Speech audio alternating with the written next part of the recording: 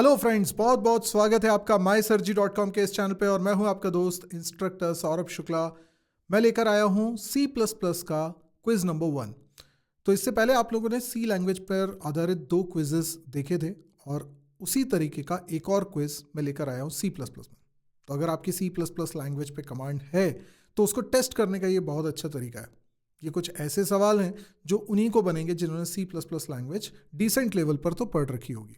तो आपको बताना है इस वीडियो के लास्ट में कमेंट करके कि आपका स्कोर कितना आया। मैं आपको पहले एक बार रूल समझा देता हूं यहाँ पर क्या है। सबसे पहले यह है क्विज 1 C++ लैंग्वेज पर, और ये रहे इसके डायरेक्शंस। 20 सेकेंड एक सवाल को करने के लिए आपको मिलेंगे। 1 मार्क अलॉट किया जाएगा अगर आपने सही जवाब दिया तो। 0 मार्क्स हैं अगर आपने गलत आंसर भी दिया, यानी कोई नेगेटिव मार्किंग नहीं है। टोटल 10 सवाल मैं आपसे पूछूंगा और प्लीज़ ऑनेस्ट रहिएगा और बताइएगा लास्ट में कि आपका स्कोर क्या रहा। चलिए शुरुआत करते हैं। आपको सिर्फ अपना स्कोर नोट करते रहना है, कितना आपका स्कोर हुआ है। सबसे पहला सवाल ये रहा और 20 सेकेंड आपको मिलेंगे। तो ये देखिए, what is the default access specifier in a structure. हम C++ के कॉन्टेक्स्ट में बात कर रहे हैं। आपको बताना है कि C++ में स्ट्रक्चर के अंदर बाय डिफॉल्ट जो मेंबर्स होते हैं उनका एक्सेस स्पेसिफायर क्या होता है। 4 ऑप्शंस आपके लिए हैं। 20 सेकंड के अंदर आपको इसका जवाब देना है।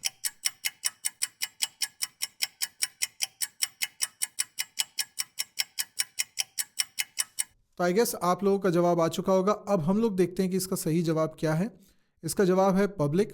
ध्यान रखिए, क्लास और स्ट्रक्चर दोनों के अंदर हम मेंबर्स बनाते हैं जिनको प्राइवेट, प्रोटेक्टेड या पब्लिक किया जा सकता है। अगर हम स्पेसिफाई नहीं करते हैं तो बाय डिफॉल्ट क्लास के अंदर सारे मेंबर्स प्राइवेट होते हैं और स्ट्रक्चर के अंदर सारे मेंबर्स पब्लिक होते हैं। तो यहाँ स्ट्रक्चर पूछा गया था, इसलिए आंसर है सी, पब्लिक। अगर आपका आंसर सही आया है तो 1 मार्क आपको मिल गया है। अगला सवाल देखते हैं। ये दूसरा सवाल, 20 सेकंड मिलेंगे आपको। Which of the following is not a way to implement polymorphism in C++। इनमें से कौन सा तरीका C++ में पॉलीमॉर्फिज्म को इम्प्लीमेंट करने का नहीं है। तो 4 ऑप्शंस दिए हुए हैं, देखिए क्या आंसर हो सकता है इसका।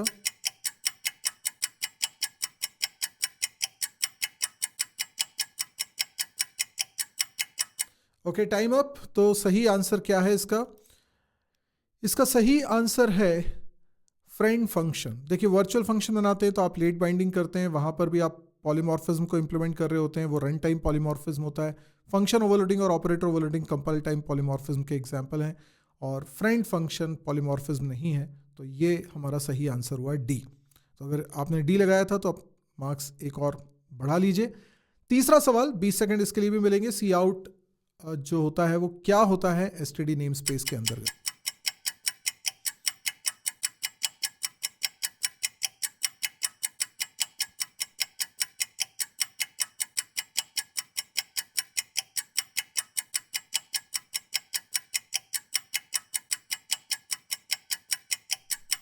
तो आई होप आपका आंसर आ गया होगा। यहाँ पे आपको 4 ऑप्शंस दिए थे, instance member function, output operator, keyword या प्रीडिफाइंड ऑब्जेक्ट। तो सही आंसर इसका है predefined object, D option.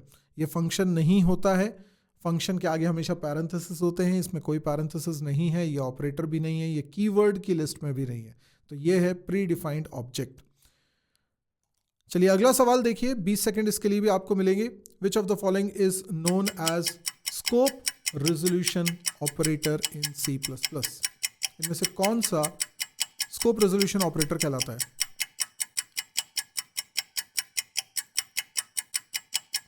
I guess बहुत इजी सवाल है ये वाला। तो इसका सही आंसर है सी, स्कोप रेजोल्यूशन ऑपरेटर। हम किसे बोलते हैं? ये 2 बार कोलन लगाते हैं, इसको बोलते हैं स्कोप रेजोल्यूशन ऑपरेटर। अगला सवाल आपके लिए ये रहा। विच of the following statement is true about constructor. Constructor के बारे में इनमें से कौन सी बात बिल्कुल सही है? 20 सेकंड मिलेंगे आपको।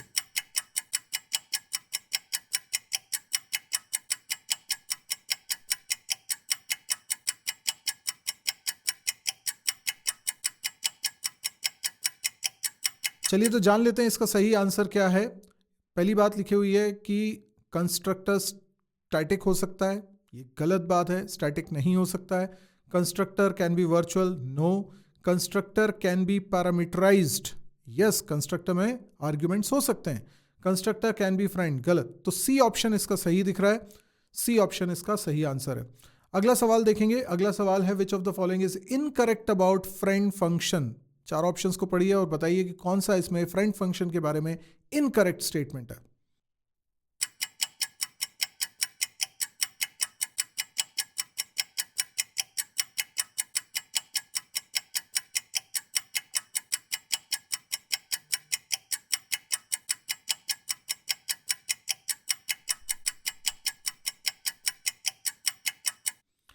चलिए तो यहां पर जान लेते हैं सही आंसर क्या है। देखिए यहां पर जो पहला ऑप्शन दिया हुआ है वो है friend function can be a friend to multiple classes. ये बात तो बिल्कुल सही है, पर हमें इनकरेक्ट स्टेटमेंट आंसर में लगाना है, तो ये तो नहीं हो सकता। Friend function can be a member to one class and friend to another class या अदर क्लास या अदर क्लासेस। तो यस बिल्कुल ऐसा हो सकता है कि एक क्लास का फ्रेंड, एक क्लास का मेंबर है और बाकी कई सारी क्लासेस का वो फ्रेंड है, बिल्कुल हो सकता है।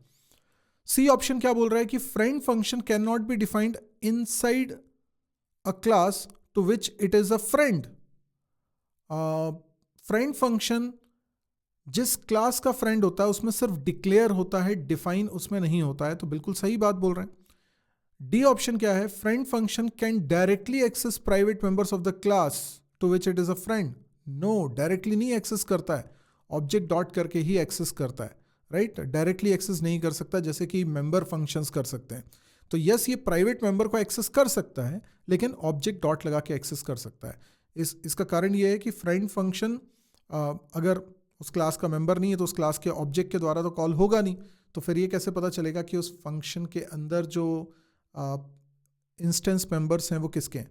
इसीलिए ऑब्जेक्ट डॉट करके ही इंस्टेंस मेंबर को एक्सेस किया जा सकता है। तो यस डी ऑप्शन ये इसमें बिल्कुल सही लग रहा है, तो यस इसका आंसर डी है। अगला सवाल देखते हैं।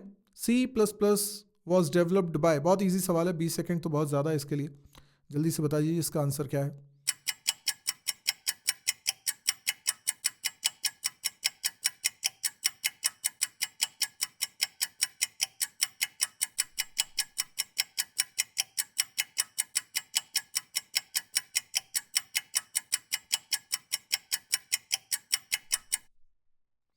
तो यस इसका जवाब तो बहुत ही सिंपल था।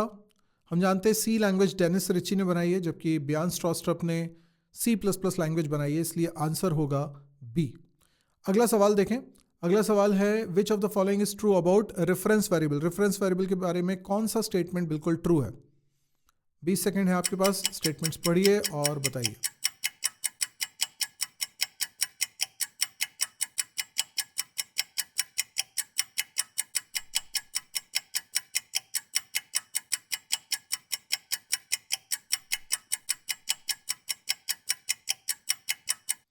तो आई गेस आप लोगों का आंसर आ चुका होगा, 20 सेकंड भी हमारे हो चुके हैं। यहाँ पर सही जवाब है can not be altered once initialized. Reference variable एक बार बना दिया जाता है तो उसमें फिर इनिशलाइज भी करना होता है बनाते वक्त, और उसके बाद कभी चेंजेस नहीं कर सकते। यानी एक बार इनिशलाइज हो गया है उसके बाद उसमें कोई ऑल्ट्रेशन करना पॉसिबल नहीं है। जबकि पहला वाला जो था वो लिखा था declared with the symbol star, no. Always a local variable, ऐसा भी ज़रूरी नहीं है। सभी ट्रू हैं, ये बात भी गलत है, तो सिर्फ बी वाला ऑप्शन सही है। अगला सवाल 9th क्वेश्चन ये रहा, व्हाट इज दिस। अच्छे से पढ़िए, 20 सेकंड में आंसर देना है।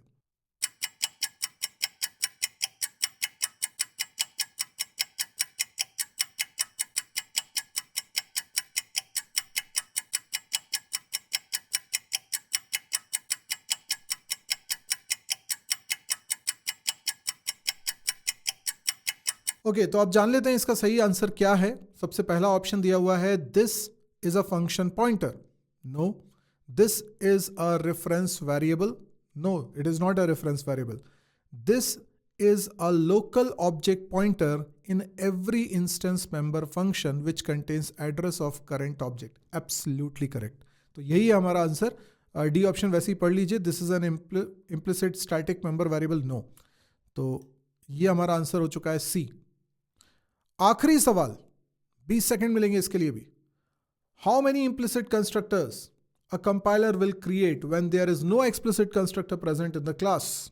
एक क्लास के अंदर जब आप कोई भी कंस्ट्रक्टर एक्सप्लिसिटली नहीं बनाते तो अपने आप कंपाइलर के द्वारा कितने कंस्ट्रक्टर्स बना दिए जाते हैं? ऑप्शंस हैं 0, 1, 2, 3। क्या होगा सही आंसर? मैं समझता हूं ये भी काफी आसान सवाल रहा है इस पूरे क्विज में।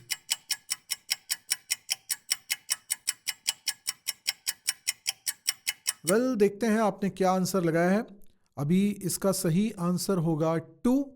एक होता है जिसको आप इम्प्लिसिट डिफॉल्ट कंस्ट्रक्टर बोलते हो और दूसरा जिसको बोलते हो इम्प्लिसिट कॉपी कंस्ट्रक्टर। ये 2 कंस्ट्रक्टर कंपाइलर द्वारा बनाए जाते हैं। बस यही 2 कंस्ट्रक्टर हैं जो कंपाइलर बना सकता है। आपका क्या स्कोर आया है ज़रा एक बार उसको देख लीजिए। टोटल स्कोर 10 में से कितना है? अगर 10 में से 10 आए हैं तो आपने एक्स्ट्रा ऑर्डिनरी परफॉर्मेंस दी है, बिकॉज आप कितने भी अच्छे हों 10 में से 10 लाना हमेशा एक आउटस्टैंडिंग बात है। और 7 से 9 के रेंज में अगर आपके आंसर सही हुए हैं तो इसका मतलब आप काफ़ी इंटेलिजेंट है, क्योंकि आपने रैंडमली एक क्विज दिया और काफ़ी अच्छा स्कोर किया है। पर 3 to 6 अगर आपके आ रहे हैं तो आपको काफ़ी मेहनत करने की ज़रूरत है। या तो आप आउट ऑफ टच हो चुके हैं, और अगर आपको लगता है C++ में आप बिल्कुल टच में हैं और आपका काफ़ी कॉन्फिडेंस था कि C++ तो अच्छी है, तो फिर ये काफ़ी कम स्कोर है, तो आपको मेहनत करने की ज़रूरत है। और अगर 0 से 2 के रेंज में आए तो शायद C++ आपने पढ़ी ही नहीं है, आपने C के आधार पर ही शायद इस क्विज़ को अटेम्प्ट कर दिया था। कोई बात नहीं, जब आप पढ़ ले तो उसके बाद फिर इस तरह के क्विज़ेस को आप दीजिएगा। ये मेरी वेबसाइट है premium.mysirji.com, इसको ज़रूर विजिट करिएगा क्योंकि इसमें काफ़ी सारा कंटेंट आपके काम का मिल जाएगा आपको।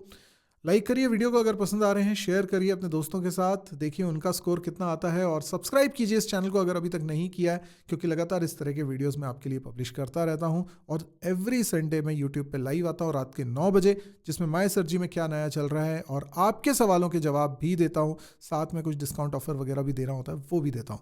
तो आज के लिए इतना ही। Thank you, good bye.